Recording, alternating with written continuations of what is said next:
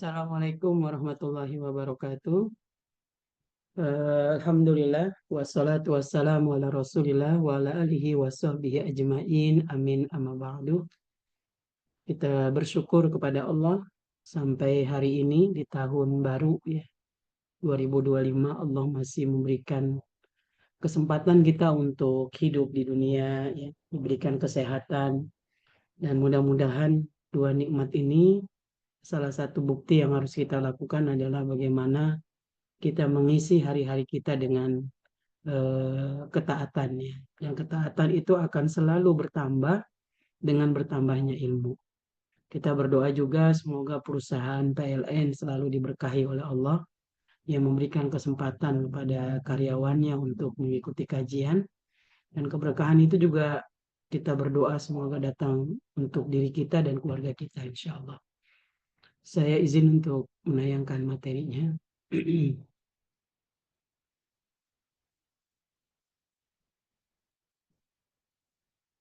Ya, dari awalnya.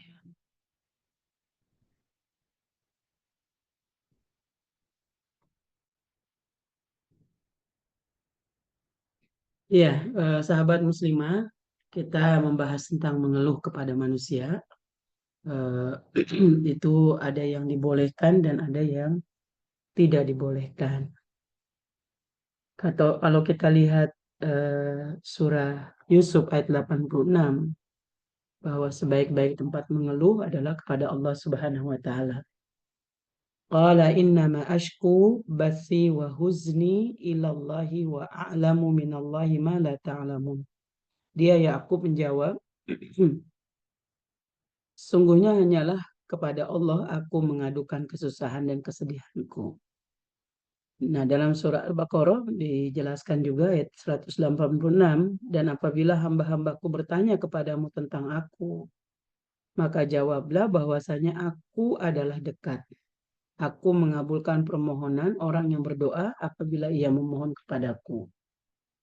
Nah, teman-teman sekalian, eh, diawalinya sih sebetulnya memang defisit ruhiyah ya, defisit ketaatan, defisit keimanan ya.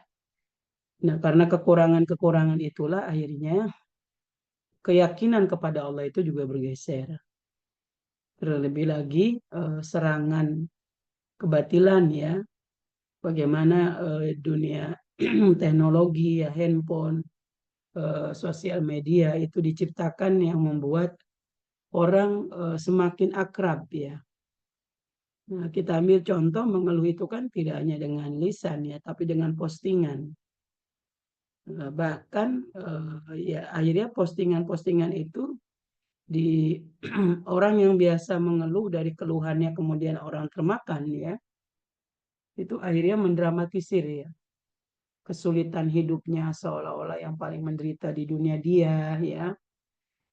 Terlebih lagi orang-orang yang eh, tidak berpikir panjang ya, ketika melihat orang ngeluh ya mereka akan melakukan apa saja ya. Ya, apa yang terjadi kita lihat misalnya kasus-kasus ya, misalnya disiram air panas apa cairan keras ya, kemudian matanya jadi buta, atau ada yang dicacatkan, atau ada dagangan yang nggak laku dan segala macam hal ya kita sering lihat di sosial media. Nah, itu memang Allah akan bangkitkan sesuai dengan niatnya masing-masing.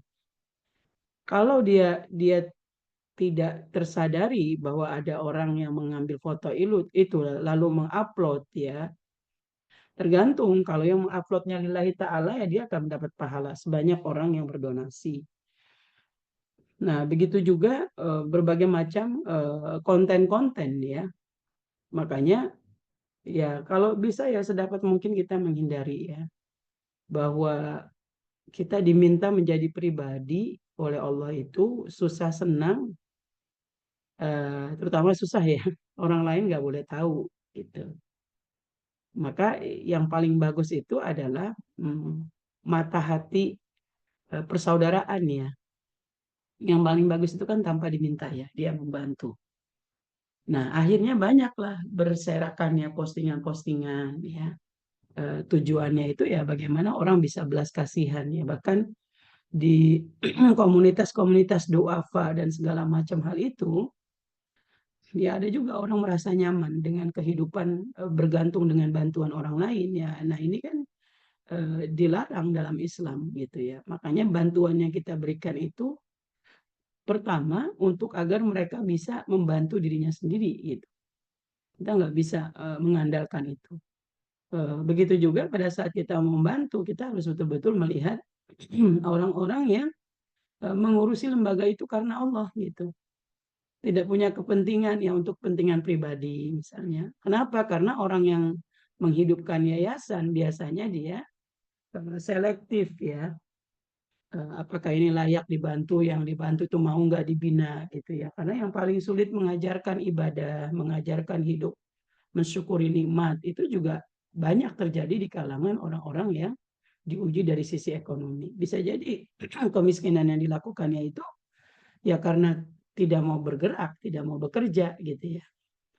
Nah, jadi postingan-postingan kita itu selalu diingetin sebelum kita memposting, berpikir dahulu, ini Allah ridho apa enggak gitu ya. Ya, begitu juga sebaliknya gitu ya, memposting atau mengeluh. Kalau yang sesuatu yang enak-enak kan bukan mengeluh namanya ya. Unsurnya bisa banyak, bisa muncul adalah ria ya. Itu kita lihat ya. Nah, para nabi saja itu ngadunya ke Allah gitu ya, bukan kepada sosial media gitu. Nah, alasan Allah tempat yang tepat untuk kita mengeluh atau curhat gitu ya. Yang pertama, Allah mendengar lebih dari yang kita curhatkan. Kita ngomong, kita berdoa nih ya, kita berdoa sama Allah. Curhatan kita kepada Allah bisa dalam doa kan. Kita punya persoalan, ya, ada ujian pasangan hidup yang udah berumah tangga 10 tahun belum juga bekerja misalnya ya. Kemudian udah perjalanan rumah tangga lama, susah banget beribadah gitu ya. Atau persoalan anak, persoalan memang hidup di dunia ini tempat diuji oleh Allah. Nah, itu dia mungkin eh, nggak mungkin ya 24 jam dia di depan sejadah ya. Dia akan membuat prioritas mana yang paling berat yang dihadapi gitu. Nah, yang dia sampaikan 3 poin, lebih dari 3 poin itu Allah udah tahu. Karena memang Allah yang menciptakan kita gitu. Jadi ketika kita membaca Rabbana atina fid dunya hasanah wa fil akhirati hasanah wa qina adzabannar. Walaupun ada yang kita spesifikkan, tapi bisa juga Allah memberikan balasannya itu tidak yang kita sebutkan. Karena akal kita, pikiran kita nggak mungkin mengetahui rahasia kebutuhan kita yang sesungguhnya. Akal dan pikiran itu salah satu dari fisik kita gitu. Yang Maha Tahu yang menciptakan akal pikiran kita gitu ya. Nah, yang kedua, Allah yang Maha Tahu solusi dari sesuatu yang kita adukan. Jadi kalau kita berdoa ya curhat kepada Allah itu belum tentu kita minta ditambahkan rizki gitu ya. Allah langsung nurunin rizki dari langit, enggak gitu. Bisa juga datang ada orang yang beasiswa buat anaknya ya, atau ada orang yang dapat rezeki temannya kemudian ngasih dia uang gitu ya, atau ada juga Allah memberikan kesabaran buat dia gitu sampai dia bisa menahan diri untuk tidak GoFood ya, dia siap untuk capek-capek masak dulu gitu ya. Kemudahan-kemudahan itu bagian daripada Allah mendengarkan apa yang kita keluhkan gitu ya. Jadi Allah Maha Tahu ya. Ini harus kita yakini betul gitu ya. Kalau ada doa-doa yang Allah belum belum ijabah buat kita, itu bukan berarti kita itu punya kesalahan, enggak gitu. Pasti ada hikmah di balik itu semua. Yang ketiga, apa yang kita adukan hanya sampai kepada Allah. Tapi kepada manusia belum tentu. Kita maksudnya mau ngomong baik-baik gitu ya. Dan teman yang kita ajakin ngomong itu, teman yang kita ajakin ngomong itu, teman yang kita ajakin ngomong itu belum paham tentang adab, ya. Padahal kan setiap orang cerita sama kita saat itulah kita sudah punya kewajiban untuk menutup aibnya, gitu. Nah, makanya banyak hubungan-hubungan kita dengan teman-teman kita yang udah bertahun-tahun segala macam itu belum bisa cerita apa adanya. Padahal yang Allah turunkan keikatan hati itu kalau kita semua apa yang kita rasakan, apa yang kita pikirkan, kita ceritakan. Ini persoalan hidup saya gitu. Dan dia menceritakan itu perlu orang perlu verifikasi gitu ya. Orang ini aman nggak? Ketika itu aman, maka dia akan menceritakan semuanya. Saya ambil contoh ya. Eh, Saya mengadakan raker ya karena baru dibentuk gitu ya kepengurusannya itu, tapi saya udah kenal secara global teman-teman itu. Nggak terasa itu. Padahal jadwal jadwal ta'aruf mendalam itu hanya 30 menit. Bayangkan tuh sampai 3 jam.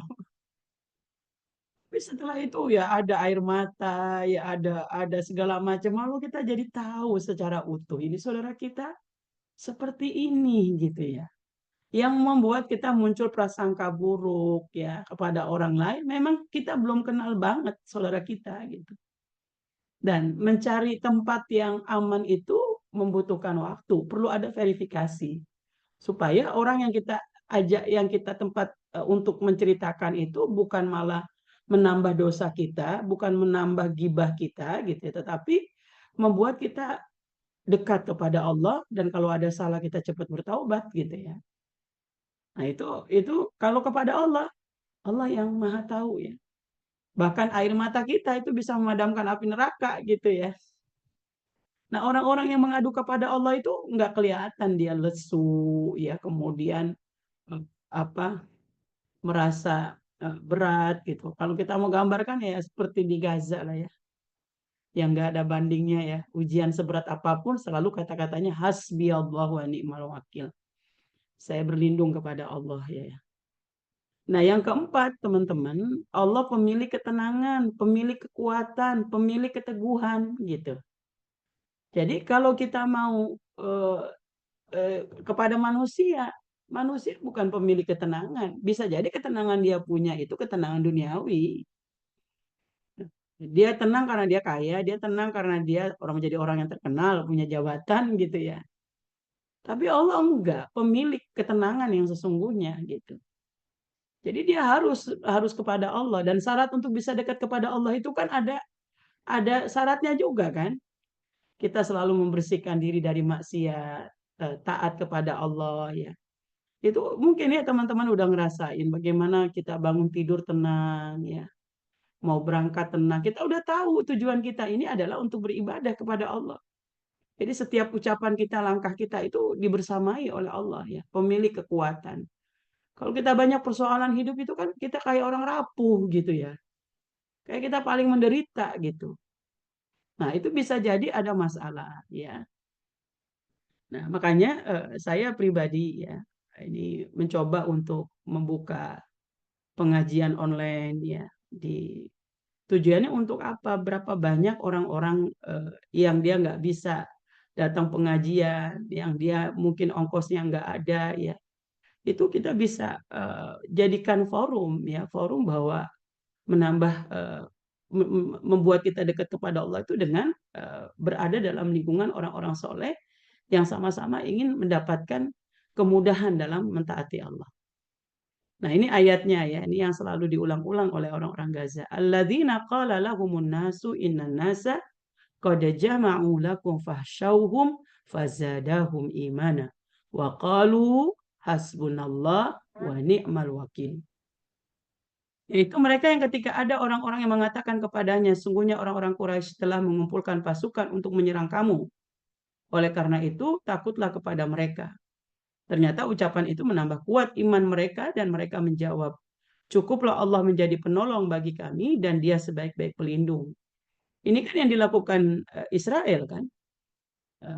Dengan kekuatan dibantu oleh Amerika, dibantu negara-negara Arab yang mendukung Israel ya. Kemudian dengan senjata yang canggih ya, hasil-hasil penelitian relawan non-muslim ya di Gaza, dia berhasil masuk dan dia seorang dokter ya.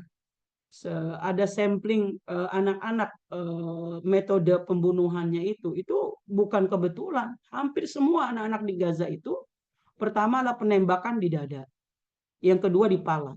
Jadi ketika dicek itu dadanya udah rusak ya, dan otaknya udah rusak, terburai.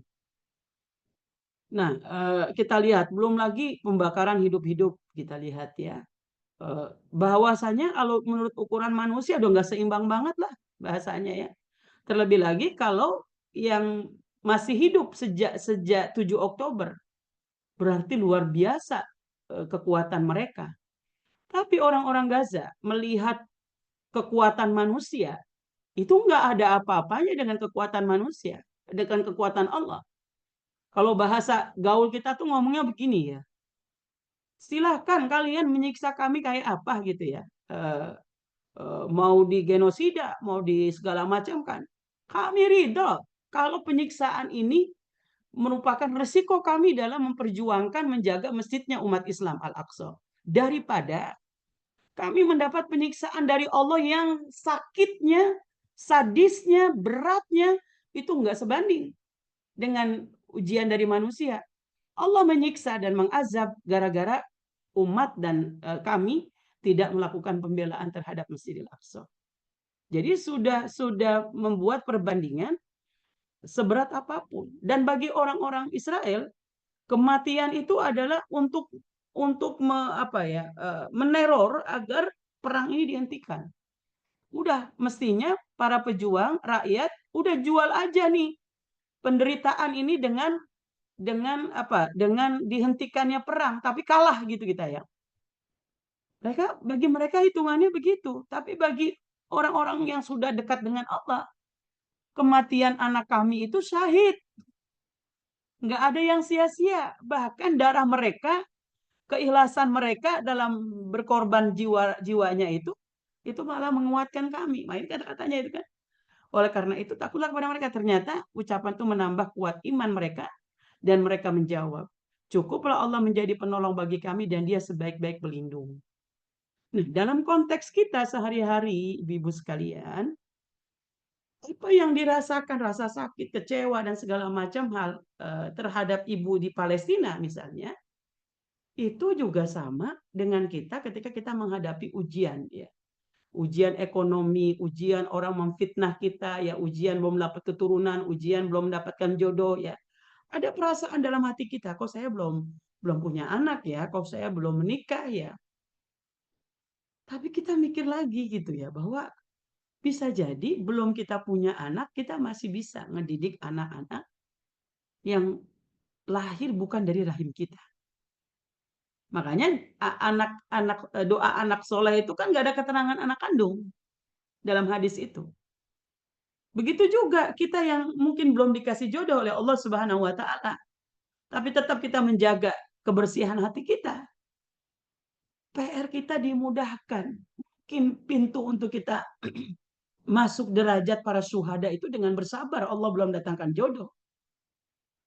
Dan kita bisa menjadi ibu dari anak-anak yang kita bina ya. Ibu anak-anak tuh nggak mesti anak-anak dalam arti usianya anak-anak ya. Kita mengelola lembaga kemanusiaan, kita mengelola lembaga dakwah misalnya. Kalau kita mengelola misalnya, ambil contoh, teman-teman menjadi panitia di acara kajian ini misalnya. Itu kan seolah-olah kita sedang berjuang bagaimana anak-anak ideologis kita ya, apakah itu umurnya sudah menjadi ibu-ibu, sudah jadi nenek-nenek ya. Itu Allah catatnya mandala ala khairin ajruhu kafailihi. Siapa yang mengajak kepada kebaikan ya. Kita sampai mikirin ini penceramahnya siapa, teknisnya siapa, segala macam siapa ya. Itu dicatat oleh Allah adalah sebagai jihad fisabilillah gitu. Gara-gara kita mengelola taklim ini, orang banyak ikut ngaji ya. Ini kita lihat.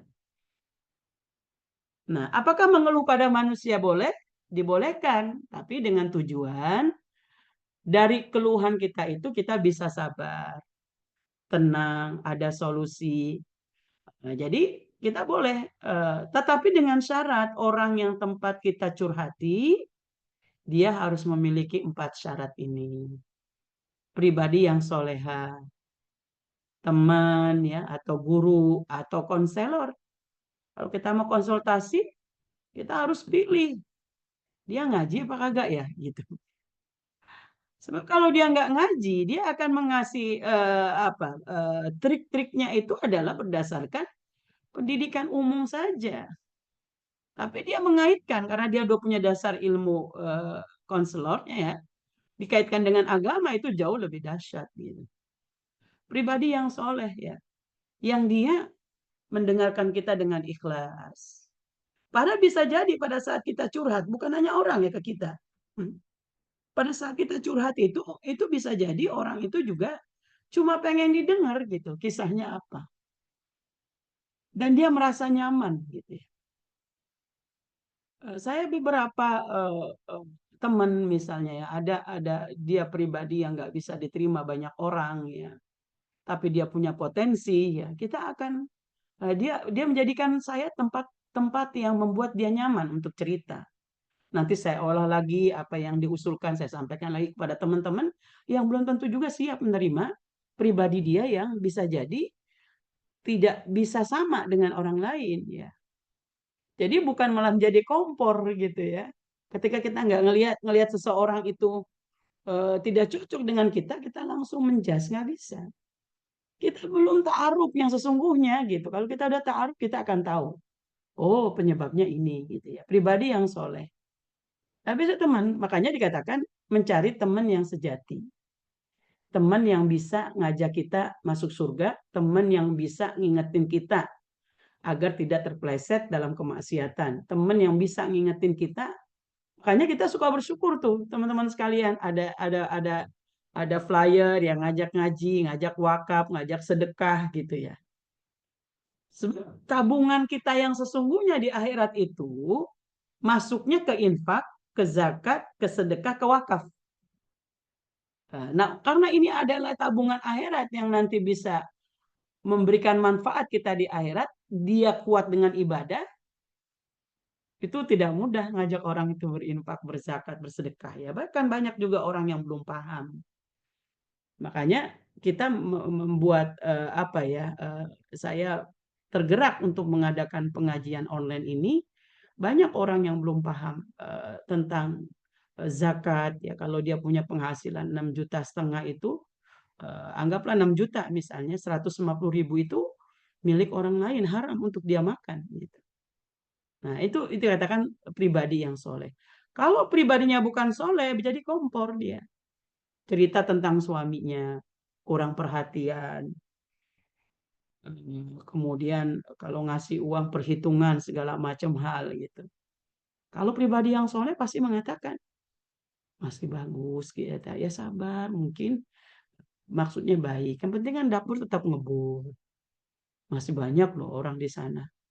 Suami istri nggak kerja, gitu. Dia mengandalkan bantuan orang lain, gitu. Jadi kita berusaha untuk menasehati dengan cara yang baik. Nah, suatu saat kita ada masalah, kita udah punya tabungan emosi. Allah akan yang menenangkan kita. Gitu. Kan dalam hadis dibilang begitu kan? Allah membantumu dengan sebab kamu membantu orang lain. Kita nggak bisa memberikan bantuan, omongan kita ya nggak ini. Oh, udah nanti saya sampaikan. Kita coba tanya ke ustazah ya, kita lihat. Itu boleh juga. Nah, yang kedua amanah ya. Amanah maksudnya jangan ember gitulah. Jadi kalau dia sudah menceritakan pada saat itulah nggak boleh dibuka aibnya, yang nggak punya kepentingan. Karena dia konsultasi kepada kita gitu. Nah, yang ketiga bukan kepada lawan jenis, jangan. Jadi kalau kita yang emak-emak ya ibu-ibu atau masih gadis gitu ya, usahakan konsultasinya bukan kepada ustadz. Karena cinlok, cinta lokasi itu bukan hanya di eh, pemain pemain sinetron ya. Cinta lokasi itu bisa di pengajian. Cinta lokasi itu bisa saat umroh. Banyak banget. Yang itu kita lihat labelnya keislaman gitu. Mulanya curhat, curhat, curhat, curhat, ketemu deh chemistry. Ada seorang istri itu dia pengelola taklim dan si ustadznya itu penceramah tetap. Terjadi itu hubungan dan itu untuk keluar dari situ susahnya minta ampun. Ya udah kemakan oleh setan ya. Apalagi statusnya sebagai seorang ustadz. Nah itu hindari ya. Bukan ustadz, teman. Gak bisa. Teman laki-laki sambil makan, sambil jalan, keluar daerah. Nah, di situ setan masuk. Dan biasa kalau setan udah masuk itu membuat indah semua. Kok teman saya yang laki-laki nggak kayak suami saya ya, gitu. Dia perhatian banget. Nah, si laki-lakinya juga begitu bilangnya. Saya kok ngelihat istri saya nggak seglowing teman saya ini ya. Nggak seramah ini ya, nggak seharum ini ya. Udah setan masuk di situ.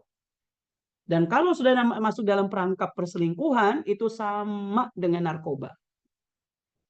Susah keluarnya. Bisa bertahun-tahun itu. Dan dia berbagai macam cara menempuh bagaimana supaya perbuatan perselingkuhannya ini tidak diketahui orang.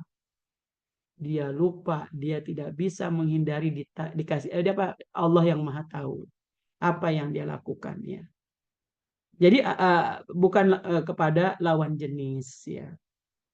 Memiliki akhlak kitmanusir ya dalam bahasa Arab, menyimpan rahasia. Nah, salah satu bentuk akhlak menyimpan rahasia, misalnya begini, kita punya teman, dia cerita tentang persoalannya, kita cerita tentang persoalan kita. Kita jaga tuh. Tetapi orang yang kita titipkan tentang rahasia kita, dia bongkar aib kita. Nah, orang yang kitmanusir, yang amanah, dia tetap tidak akan membalas aib yang diceritakan kepada temannya tentang dirinya dengan dia balas dengan menceritakan aib temannya kepada orang lain. Enggak. Karena janji Allah dalam hadis ini, barang siapa menutupi aib seorang, Allah akan menutupi aibnya di dunia dan di akhirat. Ini juga pelajaran bagi rumah tangga ya. Kalau kita nggak bisa memastikan bahwa jodoh kita ini nanti si yang sekarang jadi suami kita misalnya. Belum tentu. Ada jodoh kita dengan suami kita itu dihentikan dengan kematian. Kalau Allah dia menikah lagi berarti dia dikasih kesempatan untuk punya jodoh yang kedua. Tapi ada juga sampai meninggal si istri atau si suami tidak menikah lagi. Nah, eh, kalau terjadi perselisihan dalam keluarga, teman-teman tahu kan kisah yang anak 14 tahun itu membunuh ibu dan neneknya ya dan ayahnya ya. Itu kan dugaan-dugaan pertama bahwa anak ini terlalu ditekan untuk membuat prestasi di sekolah. Itu sederhana banget penyebabnya. Ibunya sering curhat persoalan rumah tangganya. Jadi usia 14 tahun, dia belum usia berumah tangga, dia harus menampung beban urusan rumah tangga itu melalui kisah ibunya, rumah tangganya gitu. Jadi kita tidak boleh gitu. Apalagi dalam keluarga itu ada semacam gap-gapan ya, ada kubu ayah, ada kubu ibu, nggak bisa itu. Jadi tidak boleh sampai si istri misalnya melakukan perselingkuhan. Cukup suami, istrinya, Allah, dan teman yang ngajak selingkuh itu yang tahu. Tujuannya untuk apa? Ujian kita mencintai pasangan hidup kita itu ketika pasangan kita terpuruk. Fisiknya, ekonominya, akhlaknya. Kalau sampai si istri itu taubatan nasuha, tidak banyak yang tahu. Dia tidak membutuhkan waktu untuk klarifikasi ke anak-anaknya dan tidak akan berkurang power dari si ibu itu. Siapa yang akan mengambil pahala itu? Suami. Pahala menjaga aib, pahala menjaga keharmonisan rumah tangga. Jadi bukan ketika terjadi perselisihan antara suami istri itu membuat huru-hara, gaduh. Mertua tahu, orang tua tahu, semua tahu. Yang boleh kita ajak ngobrol itu yang tadi tuh 4 persyaratan ini. Itu belum tentu mertua kita, belum tentu orang tua kita. Karena subjektivitas kan. Nah, di sini dikatakan, dan kita tahu ketika pasangan hidup kita terpuruk pada saat itu, ini sedang mengalami ujian dari Allah. Kita yang belum terpuruk, belum tahu ujian seperti apa Allah untuk menguji keistiqomahan kita di jalan ketaatan ini gitu. Nah, ini yang dikatakan barang siapa menutup aib seorang, Allah akan menutup aibnya di dunia dan di akhirat. Jadi dia betul-betul irit berbicara. Makanya ada istilah irit berbicara boleh boros berzikir. Karena zikir berboros itu banyak gitu maksudnya ya, itu nggak akan merugikan. Yang dibalik gitu ya. Nah, keluhan yang salah kepada manusia masuk kepada perbuatan syirik, dosa besar. Contohnya begini, kita ngomong gitu ya. Ya Allah, saya ini banget ya, hidup saya susah banget. Eh, Enak banget yang lain. Saya udah rajin sholat segala macem, dagangan saya nggak laris, cobaan saya nggak ada habis-habisnya. Ah, itu yang nggak boleh. Seolah-olah Allah itu membuat masalah sama kita. Dan kita tanpa disadari memposisikan teman yang tempat kita curhat itu jauh lebih hebat daripada Allah Subhanahu wa taala. Gitu ya, masuk kepada perbuatan syirik. Ini dalam surat 4 ayat 48, innallaha la yaghfiru ayyushraka bih. Allah tidak akan mengampuni dosa syirik. Jadi kita mengeluhkan penyebab keluhan itu kan nanti di bawah nih ya, dua hal ya. Nah, dan yang kedua adalah masuk hamba yang tidak bersyukur. Kenapa dia sampai tidak bersyukur? Dan kenapa dia sampai masuk pada perbuatan syirik? Yang pertama, orang yang suka mengeluh, yang diingat nikmat yang belum diberi, nikmat Allah yang belum diberi. Dia misalnya belum punya mobil, itu yang dia keluhkan terus tuh. Dia misalnya belum menikah, itu terus yang dia ingat. Allah kenapa sih belum ngasih saya jodoh? Allah kenapa sih belum saya ngasih anak gitu? Padahal nikmat yang banyak yang sudah Allah beri tidak diingat. Dan kita nggak bisa itu. Ingat nikmat-nikmat Allah yang udah kita nikmati dengan bayar dengan uang sekaya apapun kita. Allah cuma minta membalas itu dengan ketaatan demi ketaatan. Harga mata berapa kalau udah sakit? Harga telinga ya kalau udah nggak bisa mendengar itu berapa? Oksigen dan banyak banget hal-hal itu. Sampai Said Kutub mengatakan kita nggak pernah tersentuh bahwa jarang ya tersentuh bahwa begitu banyak nikmat Allah yang kurang kita syukuri. Kenapa? Karena sudah menjadi rutinitas. Bangun tidur, udah dingin AC gitu ya. Kemudian masuk ke kamar mandi sudah ada air. Mau makan udah ada roti sama selai gitu. Mau pesen Gojek sudah ada aplikasi dan segala macam hal. Padahal tanpa kehendak Allah itu nggak bakalan terjadi. Suatu saat Allah matikan ya listrik tuh. Kita mau berangkat kerja. Dan kita belum sempat untuk ngecas misalnya ya. Di situ baru kita menyadari tentang nikmat Allah. Kita mau makan, uangnya ada. Tapi barang-barang nggak ada semua. Nyari roti nggak ketemu, nyari tukang yang jualan kue nggak ada gitu. Di situ baru kita, makanya ketika kita bangun tidur tangan bisa digerakkan ya berapa banyak Allah langsung kram ya langsung stroke ya ini harus kita selalu itu yang membuat orang mengeluh dan ngeluhnya rata-rata diekspresikan kepada manusia. Sebenarnya nggak pantas juga sih kita udah nerima banyak kalau kata orang Betawi. Lu kurang apa sih? Masih aja ngeluh, masih banyak tuh orang di bawah yang kesusahan gitu ya. Maka yang berikutnya itu orang-orang yang suka mengeluh kepada manusia yang bisa jatuh ke perbuatan syirik dan tidak bersyukur, selalu melihat urusan dunia ke atas, ke yang lebih kaya, ke yang lebih bahagia, ke yang lebih mapan gitu ya. Dan melihat urusan agama, melihat orang yang di bawah dari ketaatannya yang minim gitu ya.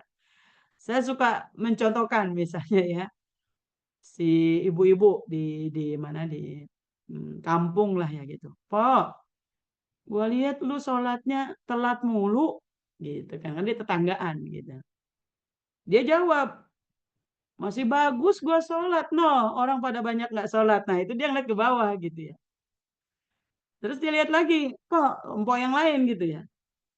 Ana lihat ente sedekahnya 1.000 mulu gitu. Padahal baru dapat kontrakan 5 pintu. Jawaban dia adalah masih bagus gue sedekah. Orang lain pada nggak sedekah. Itu urusannya. Jadi dia selalu mengukur. Tetapi urusan dunia, makanya berapa banyak orang ketika untuk kebutuhan pribadi, dia nggak pernah perhitungan. Ngikutin gaya hidupnya, seleranya. Dia bisa makanan mahal ya. Oh, mungkin bahasa saking kayanya itu mau makan menu apa lagi ya, di restoran mana lagi ya, sudah dipenuhi semua. Gitu. Padahal Allah memberikan kelebihan kepada kita, kita menggunakan secukupnya, lalu distribusikan kepada orang yang membutuhkan. Apakah itu melalui wakaf produktif, apakah itu melalui infak, melalui sedekah, segala macam hal. Inilah yang menjadi apa namanya tabungan akhirat kita. Yang tabungan ini kalau dikumpulkan ya, bisa jadi kita masuk golongan orang-orang tanpa screening. Sudah disiapkan tempat-tempatnya itu. Screening itu tanpa dilihat, cek lagi gitu buku rapotnya. Karena dia meninggal bisa jadi meninggal dalam rombongan para sodikin, para solihin ya. Nah, terakhir teman-teman sekalian, ini menyemangati kita ya tentang kita mensyukuri ya terhadap apa yang Allah berikan pada diri kita dan kita akhirnya mengembalikan segala keluh kesah kita itu kepada Allah. Seorang Syekh Al-Munawi rahimahullah mengatakan, jika seseorang melihat orang di atasnya dalam masalah harta dan dunia, dia akan menganggap kecil nikmat Allah yang ada pada dirinya. Dan dia selalu ingin mendapatkan yang lebih. Cara mengobati penyakit semacam ini hendaklah seseorang melihat orang yang berada di bawahnya dalam masalah harta dan dunia. Kalau sekarang yang hidup ya kita lihat di Gaza gitu. Sedih banget kita. Sekarang musim hujan sama musim dingin teman-teman sekalian. Itu di tenda-tenda udah keguyur ya. Dan kebayanglah 1 tahun 2 bulan ya. Listrik mati, bau sampah di mana-mana, ya, air terbatas ya. Kita masih alhamdulillah ya. Dengan melakukan semacam ini, seseorang akan ridho dan bersyukur, juga rasa tamaknya terhadap harta dan dunia akan berkurang. Jika seseorang sering memandang orang yang berada di atasnya, dia akan mengingkari dan tidak puas terhadap nikmat Allah yang diberikan padanya. Jadi nilainya udah ya cuma segini gitu kan. Karena dia berharap bahwa dia mesti dapat yang lebih gitu. Namun jika dia mengalihkan pandangannya kepada orang di bawahnya, hal ini akan membuatnya ridha dan bersyukur atas nikmat Allah padanya. Jadi kita selalu orang-orang yang beriman, bersih hatinya, dekat dengan ketaatan, itu selalu mengukur kemampuan. Kita nggak akan kecandak kata orang Betawi ya, ngikutin gaya hidup. Masa sampai rela-rela nyicil HP gitu. Padahal HP yang ada masih bisa itu dipakai misalnya ya, hanya untuk mendapat keluaran baru. Sesoleh apapun, kita terhalang masuk surga kalau kita punya hutang yang konsumtif. Kalau hutangnya terpaksa dan dia kebutuhan, misalnya dia tabrakan ya, dia terpaksa minjem dengan orang, dan dia orang soleh. Itu dijanjikan kata Nabi dalam kisah para sahabat itu. Sebelum meninggal, dia akan dimudahkan untuk membayar. Kita pengen punya tas bagus, ngutang lagi gitu. Kita nggak tahu. Allah mencabut nyawa kita dalam posisi kita masih berhutang. Gitu. Kecuali yang memang aturan yang tidak bisa kita hindari. Ya. Termasuk bisnis teman-teman sekalian. Makanya banyak orang masuk dalam komunitas penyelesaian riba ya. Karena itu, kalau kita mau bisnis, pertama punya ilmu. Yang kedua, mulai dengan modal sedikit. Kalau kita memang tidak bisa punya modal, kita menjualkan barang orang, walaupun kita dapat untungnya sedikit, tapi itu jauh lebih berkah. Daripada kita pinjam dari bank satu ke bank berikutnya, dan itu bunganya terus mengalir ya. Itulah yang Allah katakan, siapa yang menggunakan riba berperang dengan Allah, kita nggak akan menang.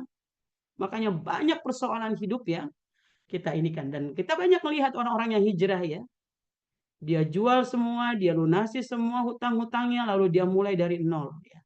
Tapi karena niatnya tulus, Allah bangkitkan kembali rizki tanpa riba gitu ya. Nah, Al-Ghazali rahimahullah mengatakan setan selamanya setan selamanya akan memalingkan pandangan manusia pada orang yang berada di atasnya dalam masalah dunia. Setan akan membisik-bisikkan padanya, kenapa engkau menjadi kurang semangat dalam mencari dan memiliki harta supaya engkau dapat bergaya hidup mewah. Namun dalam masalah agama dan akhirat, setan akan memalingkan wajahnya kepada orang yang berada di bawahnya, yang jauh dari agama. Setan akan membisik-bisikkan, kenapa dirimu merasa rendah dan hina di hadapan Allah? Si fulan itu masih lebih berilmu darimu. Gitu ya. Jadi lihat eh, masih masih banyak orang yang lebih tidak taat gitu sama Allah. Nah, ini teman-teman sekalian, jadi kita bisa membedakan ya, bukan berarti kita tidak boleh mengeluh. Sampai lagi kalau mengeluh, kita kepala saya pusing ya, ini kok nggak enak banget badan, itu nggak apa-apa, boleh. Tapi kalau sudah menjurus kepada meninggikan manusia dan merendahkan Allah, itu masuknya kategori ini, termasuk curhat-curhat di sosial media, nggak ada manfaatnya. Yang paling berat ya, jejak digital kita akan terus diulang ya, walaupun kita sudah hijrah ya, sebagaimana kita lihat di sosial media ya, walaupun berlebihan ya menurut saya, dia sudah hijrah, dia tidak nerima video-video lamanya itu diputar lagi, ya itu udah konsekuensi ya. Paling kita berdoa agar Allah tidak mempublikasikan, diberikan kesulitan segala macam, tapi nggak mungkin. Nah, oleh karena itu di awal tahun 2025 ini mulailah kita membuat jejak-jejak kebaikan ya. Makanya kita terus ya semangat untuk menambah ilmu agama. Itu saja. Billahi taufiq wal hidayah. Assalamualaikum warahmatullahi wabarakatuh.